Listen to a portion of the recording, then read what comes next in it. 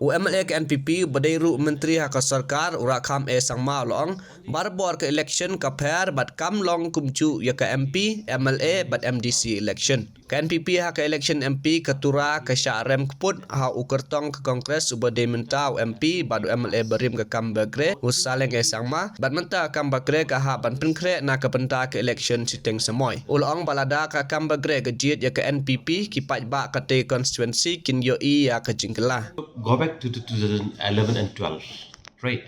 So there was only 2 sitting MPs, MLAs from NCP or NPP, but Nihim and Sir James only.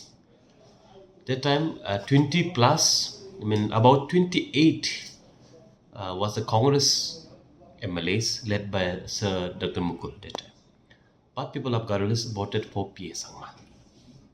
Then when it happens for election in 2013, right? 13, I think it's before 2012.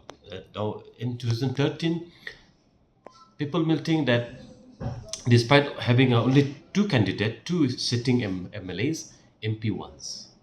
But when the election happened in 2013, Congress still emerged as one of the largest parties in the state, and they got 31 plus, right?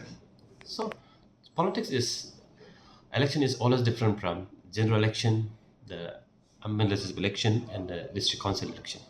So the issue bears, local issue, state issue, and the central issues all happen always different. Do you think that you will be able to defeat Salang's bastion?